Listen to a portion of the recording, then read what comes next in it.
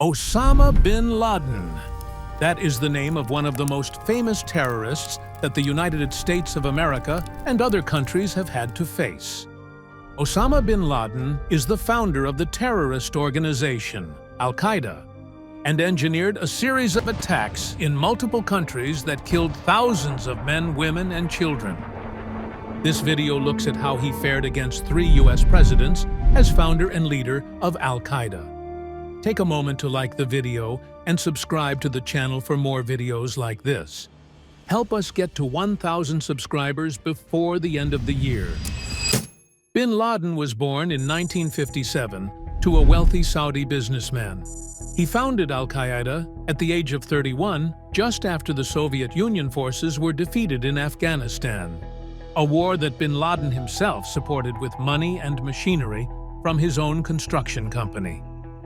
The literal meaning of Al-Qaeda is the base, and Bin Laden aimed to continue the cause of jihad, holy war, through violence and aggression with his newly founded terrorist organization. In his own words, this was an organized Islamic faction. Its goal is to lift the word of God, to make his religion victorious. They had a list of requirements for their members, including listening ability, good manners, obedience, and pledging to follow one's superiors. Osama bin Laden was motivated by a belief that the U.S. foreign policy has oppressed, killed, or otherwise harmed Muslims in the Middle East. Bin Laden and other members of Al-Qaeda also began issuing fatwas, rulings on Islamic law, indicating that attacks on the U.S. and its citizens were both proper and necessary. And then he declared war on the United States. Bin Laden became a priority target through 3 U.S. presidents' terms.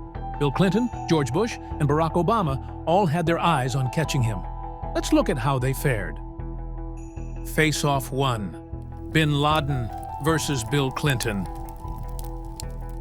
Bill Clinton was president when Al-Qaeda carried out its initial attack on American soil. This was in 1993. A young extremist, Ramzi Youssef, who had trained in one of bin Laden's camps, led the first major attack on American soil by planting a truck bomb beneath the World Trade Center.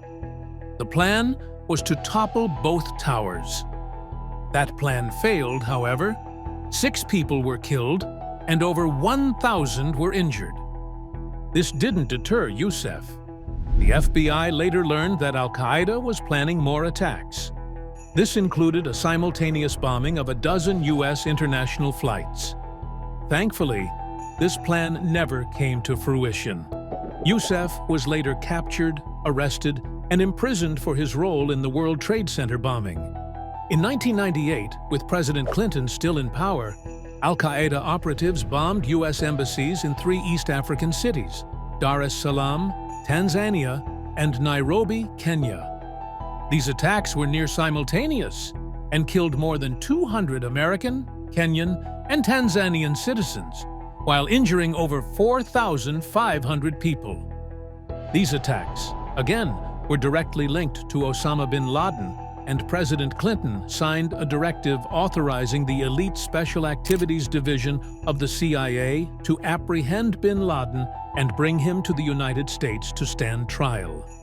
The charges included the murder of U.S. nationals outside the United States, conspiracy to murder U.S. nationals outside the United States, and attacks on a federal facility resulting in death. In response, on the 20th of August 1998, 66 cruise missiles launched by United States Navy ships in the Arabian Sea struck bin Laden's training camps near Khost in Afghanistan, but they missed him by just a few hours. The CIA then teamed up with Pakistani military intelligence in 1999 to infiltrate Afghanistan to capture or kill bin Laden. But the plan was aborted by the 1999 Pakistani coup d'etat. There was another attempt on bin Laden's life in 2000 when foreign operatives working on behalf of the CIA fired a rocket-propelled grenade at a convoy of vehicles in which bin Laden was traveling through the mountains of Afghanistan. The grenade hit one of the vehicles, but not the one in which bin Laden was riding. Some people criticized President Clinton's focus on taking down bin Laden, while others thought it was justified. Either way, solid attempts were made to catch the terrorist, but none was successful. President Clinton's term ended on the 20th of January, 2001. Face-Off 2: Bin Laden versus George Bush. George Bush became President of the United States in 2001. His administration immediately witnessed what would be the deadliest attack by bin Laden and his terrorist organization, the 9/11 attack. On September 11, 2001, 19 terrorists trained by Al-Qaeda hijacked 4 airliners in the eastern United States. They flew 3 of the planes into buildings: the Twin Towers of the World Trade Center in New York and the Pentagon in Arlington, Virginia. They crashed the 4th plane in a field in rural Pennsylvania after the passengers of that plane rebelled. This attack killed about 3,000 people and injured thousands more.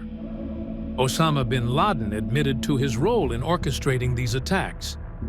An investigation into these attacks began, and bin Laden was added to the newly launched Most Wanted Terrorists list in October 2001. This attack also prompted a collaboration between the U.S. and other nations' military operations in Afghanistan to find him and other Al-Qaeda terrorists. But as usual, bin Laden managed to elude capture. One of these attempts was the Battle of Tora Bora. U.S. and Afghanistan forces raided the mountain caves in Tora Bora between 14th and the 16th of August, 2007. The military was drawn to the area after receiving intelligence of a pre-Ramadan meeting held by Al-Qaeda members. After storming the caves, they killed dozens of Al-Qaeda and Taliban members, but didn't find Osama bin Laden. The Battle of Tora Bora was partially successful, though, as Osama bin Laden was said to have escaped with suspected injuries, and his Tora Bora stronghold was destroyed. Bin Laden was already familiar with the area and knew the escape routes. After the 9/11 tragedy, bin Laden retreated further from public contact to avoid capture. There were numerous speculative press reports about his whereabouts or even death. One location of his location kept coming up: Pakistan. Al-Qaeda, on the other hand, continued to release verified videos to show that bin Laden was very much alive. President Bush's term ended in 2009, and Osama bin Laden was still not captured. He had started his tenure with the deadly 9/11 attacks, but bin Laden was still evading capture by the end of it. Face-Off 3: Bin Laden versus Obama. President Obama took office in January 2009 and immediately expressed his plans to renew U.S. commitment to finding Al-Qaeda leader Osama bin Laden. In a debate leading up to the election, President Obama had said, "We will kill bin Laden. We will crush Al-Qaeda. That has to be our biggest national security priority." He, therefore, intensified efforts on Al-Qaeda and its direct affiliates. In December 2009, the then Secretary of Defense in the United States said that officials had had no reliable information on bin Laden's whereabouts for years. 1 week later, a top U.S. commander in Afghanistan said that Al-Qaeda would not be defeated unless its leader, Osama bin Laden, were captured or killed. The sentiment was very clear now: capture or kill Osama bin Laden.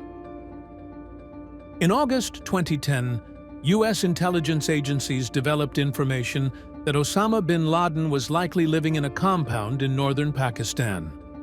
They had found his location by tracking one of his couriers.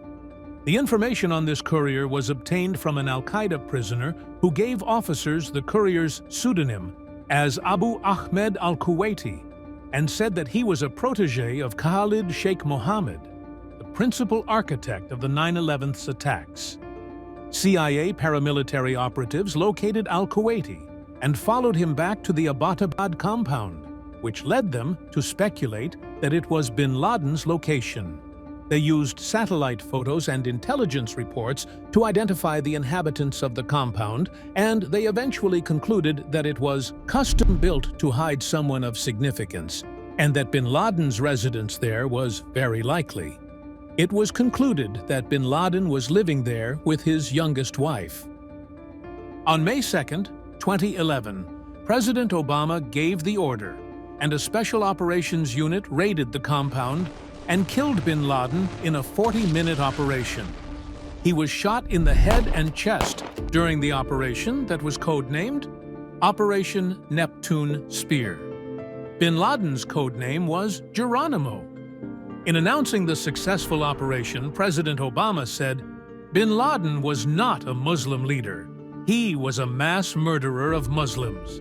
Indeed, Al-Qaeda has slaughtered scores of Muslims in many countries, including our own.